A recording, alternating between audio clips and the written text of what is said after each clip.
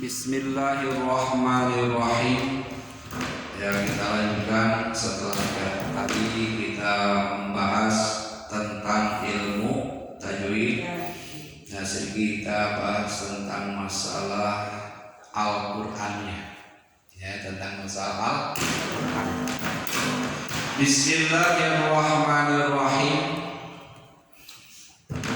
Di dalam Al-Qur'anul Karim, ya, sebagaimana kita ketahui, Al-Quran itu terdiri daripada 30 juz, 114 surat, 6.666 ayat.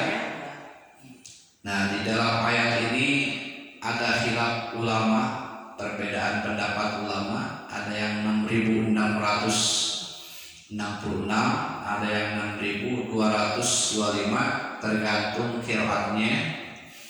Kemudian ada 77.439 kalimat.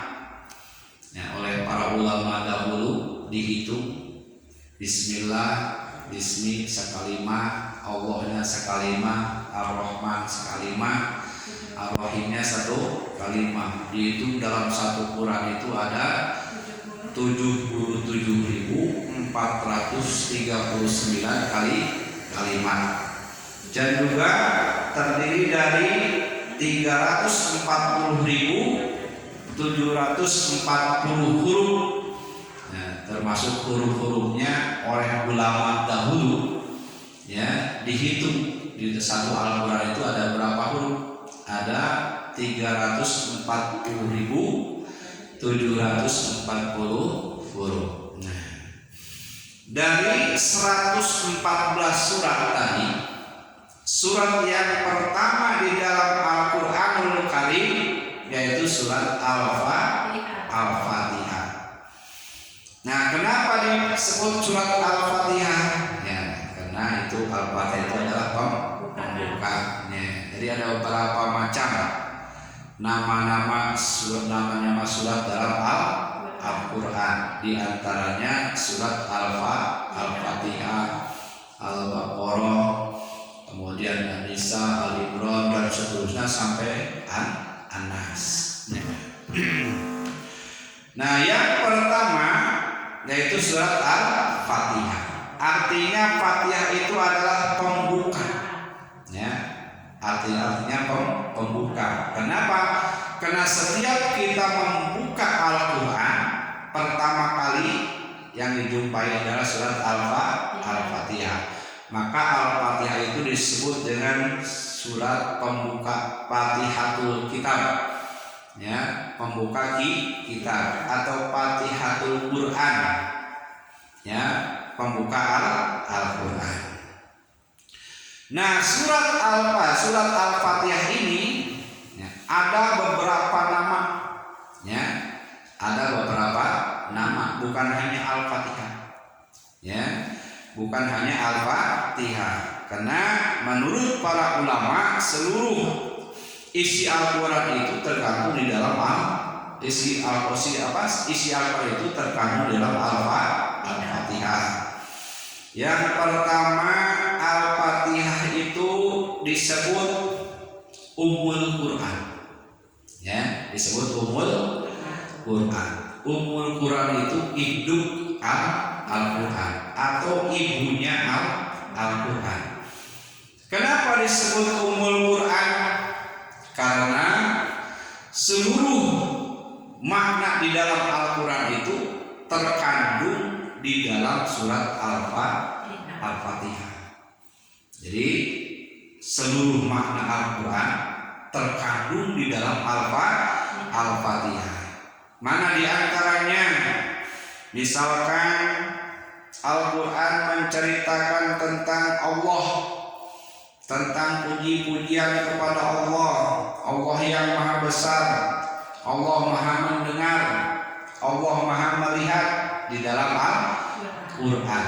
Nah, dikumpulkan di dalam lafaz Alhamdulillah, ya, di dalam lafaz Alhamdulillah. Jadi segala puji bagi bagi Allah. Allah yang maha tinggi, Allah yang maha besar, Allah yang maha melihat, Allah yang maha mendengar. Maka dikumpulkan di dalam lafaz alhamdulillah, segala puji. Nah, kemudian Al-Quran juga menceritakan tentang makhluk, ya, menceritakan tentang langit, tentang bumi, ya, langit bumi itu makhluk, tentang matahari, tentang bulan, tentang daratan, tentang lautan, pepohonan, manusia, jin, binatang, tumbuh-tumbuhan, itu semuanya makhluk. Nah, terkumpul di dalam lafaz Rabbil Alamin, ya, Rabbil Alamin, Alhamdulillahi Rabbil Alamin, ya, segala puji bagi Allah, sebab Allah yang mengurus semua alam.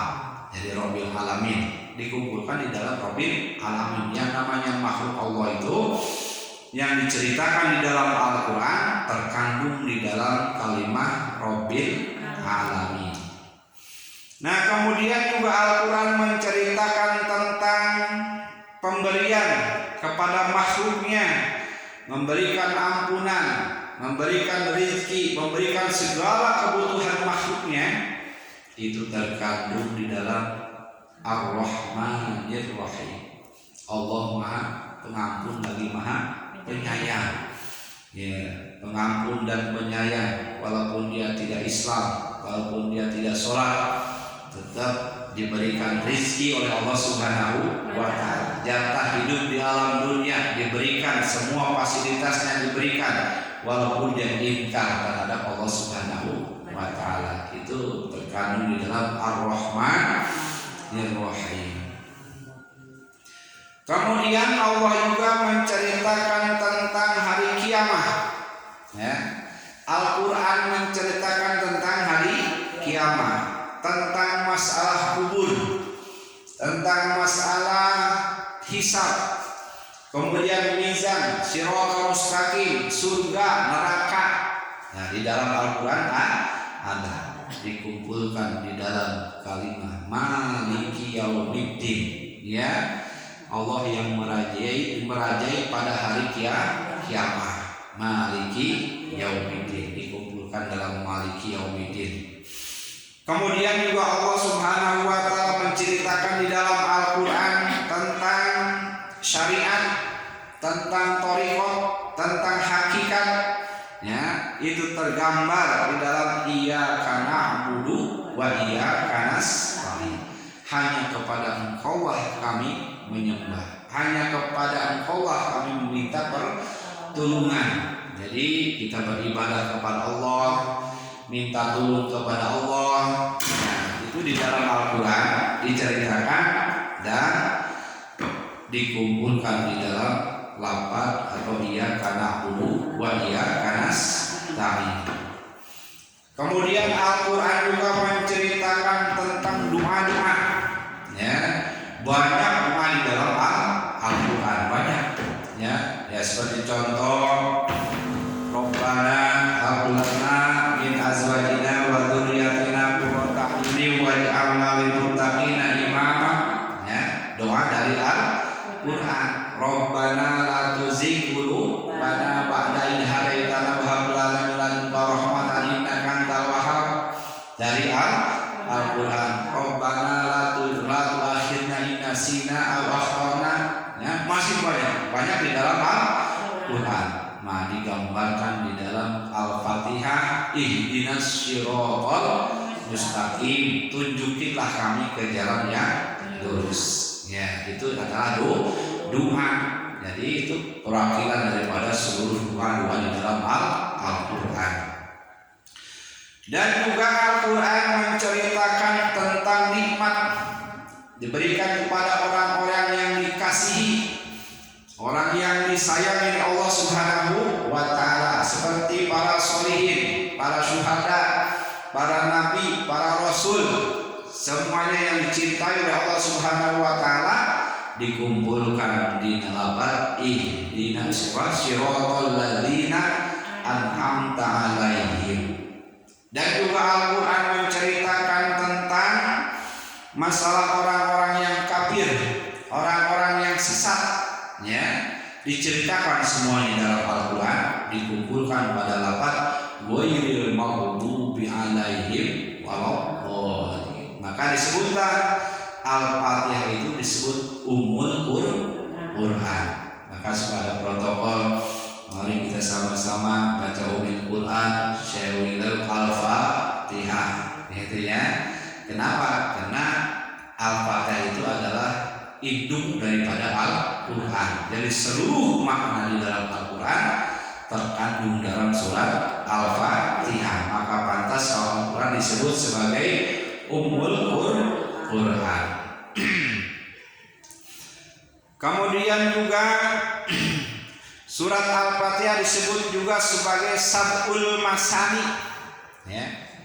Disebut Al-Fatihah, disebut Ummul Quran, disebut juga sebagai Sab'ul Masani. 7 ayat yang diulang-ulang, ya, 7 ayat yang diulang-ulang. Kita sholat 17 rakaat dalam satu hari satu malam, yang fardunya saja. Berarti kita baca 17 kali baca Fatihah diulang-ulang, ya. Belum lagi sholat sunnahnya, qobliyah, ba'diyah, belum lagi sholat sunnah witir, belum lagi sholat sunnah duha dan lain sebagainya. Terus diulang-ulang surat Al-Fatihah, maka disebut Sab'ul Masani, 7 ayat yang diulang-ulang, ya. Nah, surat Al-Fatihah selain Sab'ul Masani juga disebut sebagai Al-Wafiyah, surat yang sempurna. Surat yang sempurna. Ya. Kalau kita sholat, ya, kalau kita sholat, baca Al-Fatihah itu nggak boleh dipotong-potong, ya. Misalkan rakaat yang pertama sampai Maliki Yaumiddin, berhenti. Rakaat yang kedua diteruskan, ya. Iyyaka na'budu wa iyyaka nasta'in, ya. Nggak boleh. Tidak sah sholatnya. Kenapa? Surat Fatihah nggak boleh dipotong-potong. Beda kalau surat Al-Baqarah, ya. Di rakaat pertama kita baca surat Al-Baqarah ayat pertama sampai 5 misalnya. Diteruskan lagi nanti rakaat yang kedua 6 sampai 10 boleh. Nah, tapi kalau surat Al-Fatihah tidak boleh, harus sempurna, ya, satu surat, ya, dari awal sampai akhir. Nah, kalau dipotong-potong tidak sah.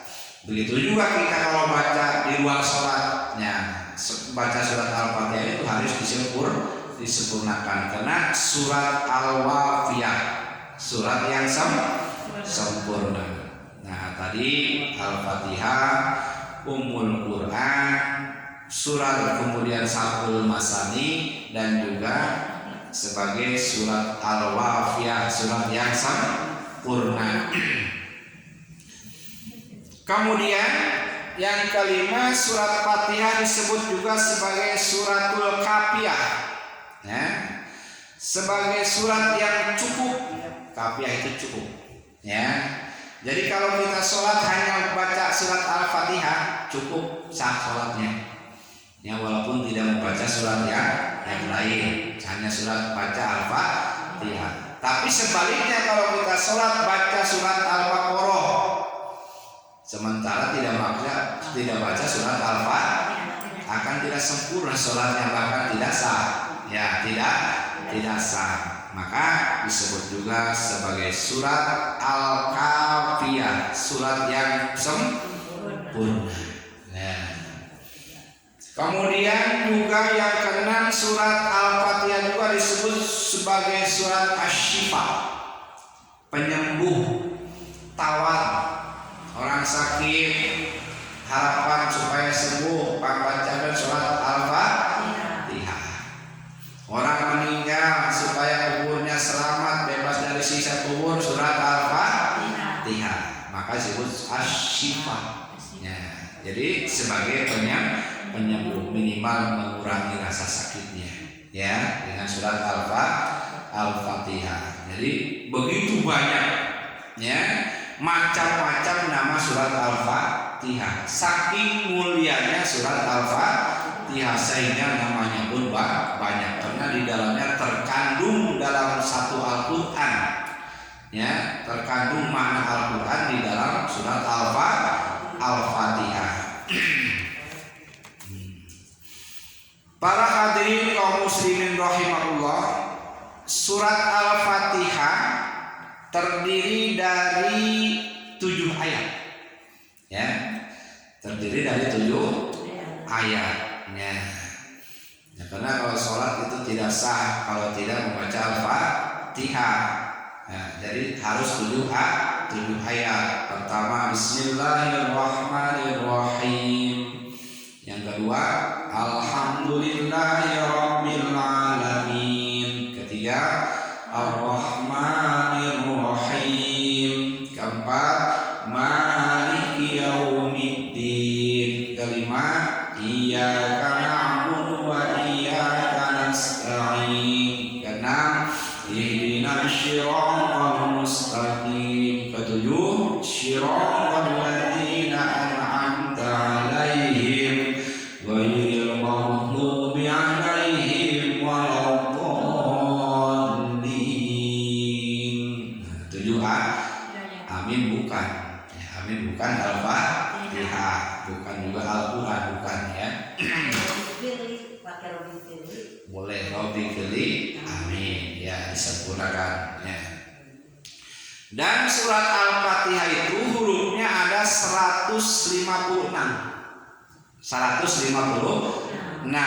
Dihitung dengan tasdidnya. Kalau tasdid itu berarti hurufnya 2. Ya. Dona 2. Maliki Yaumiddin. Nah, juga dihitung dengan tasdidnya. Jadi ada 156 huruf dihitung dengan tasdidnya. Nah, dihitung dengan alif Maliki Yaumiddin. Nah, Maliki Yaumiddin, mana ada alifnya, berarti 156. Ada juga yang membaca maknya tidak dipanjangkan, ya.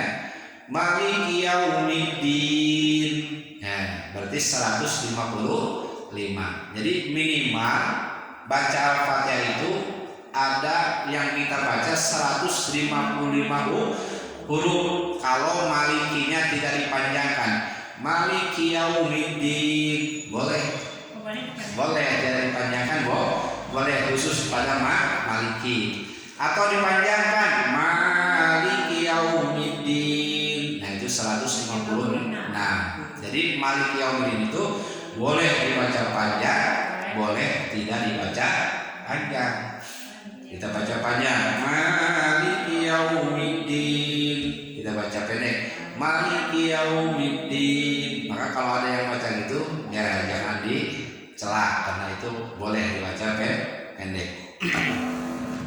Ya, jadi kalau Maliki Yaumiddin alifnya tidak dipakai berarti 155 huruf. Nah, menurut Imam Syafi'i, huruf Al-Fatihah yang 155 atau 156 itu tidak boleh dikurangi satupun. Ya, tidak boleh dikurangi satupun.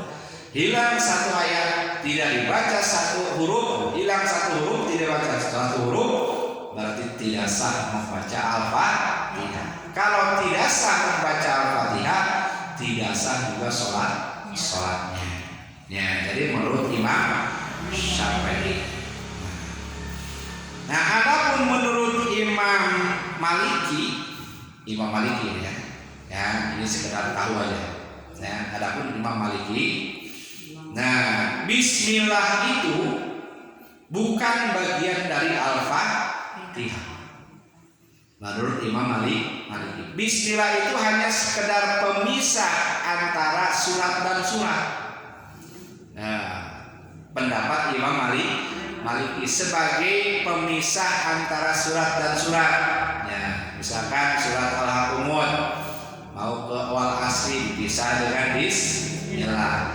Dari wal asri ke wailul likulli bisa dengan bismillah. Nah, itu bukan bagian dari Al-Fatihah menurut Imam Maliki. Makanya dia kalau baca Al-Fatihah di dalam sholat, Allahu Akbar, Alhamdulillahirabbil alamin, nggak kedengeran baca Fatihahnya. Memang nggak dibaca, ya, karena dia beranggapan Al-Fatihah itu bukan bagian dari Al-Fatihah, tapi sekedar pemisah antara surat dan surat. Ya, sudah ada ya, kita lihat.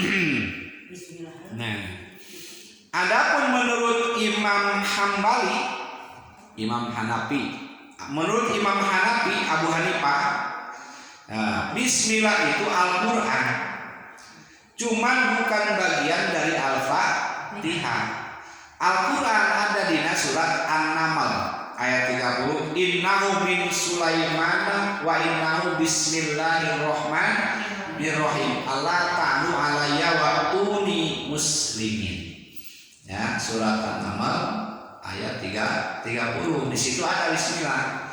Innahu min Sulaiman wa innahu bismillahirrahmanirrahim. Nah, Imam Abu Hanifah beranggapan bukan bismillah, bukan bagian dari Al-Fatihah, tapi dia Al-Quran, adanya di surat An-Naml, ya, ayat 30. Makanya dia dibaca, ya. Dia kalau mau baca pelan, gitu, bacanya pelan. Alhamdulillahirabbil alamin. Nah, kalau Imam Syafi'i, nah dia bagian daripada Al-Fatihah.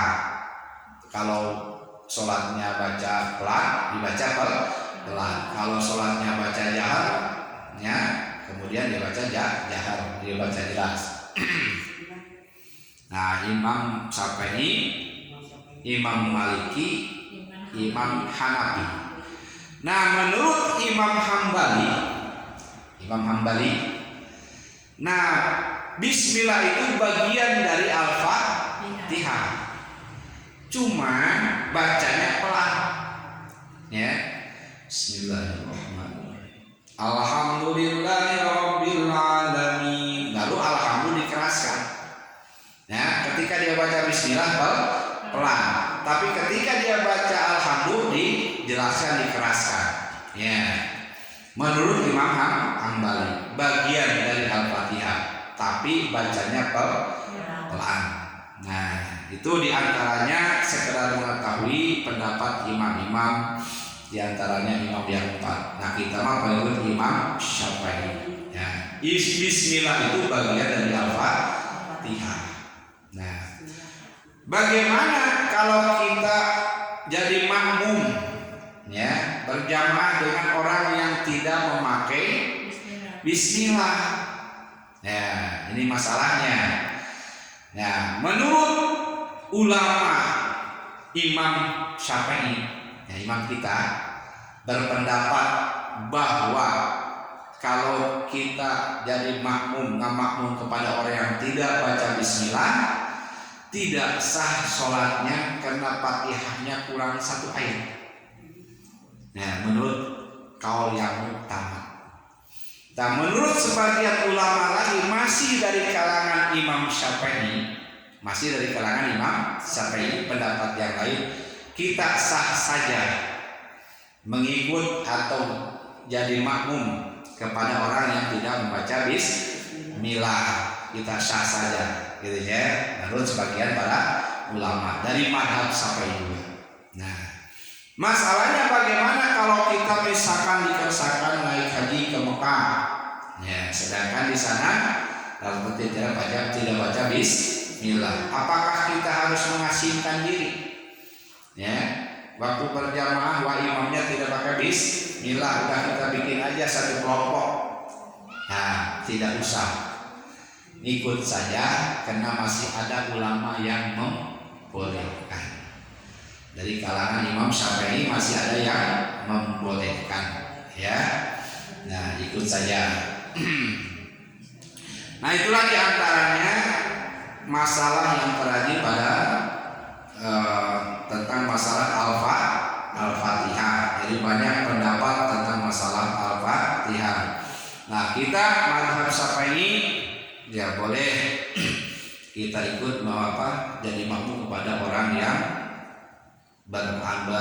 mengikut kepada orang yang ikut Imam Hanafi atau Maliki atau Hambali, karena itu masalah perbedaan pendapat, tidak masalah, tidak usah mengasingkan diri gitu ya. Tapi kalau kita kembali ke kampung kita masing-masing, kita kembali kepada standar kita, itu mazhab Syafi'i baca bismillah ketika membaca Al-Fatihah khususnya dalam sholat. Nah, itulah diantaranya keterangan masalah tentang Al-Fatihah gitu ya. Jadi banyak sekali pendapat, bahkan diantara imam-imam berbeda, tapi imam yang ini adalah sudah termasuk Ahlus Sunnah wal Jamaah. Sallallahu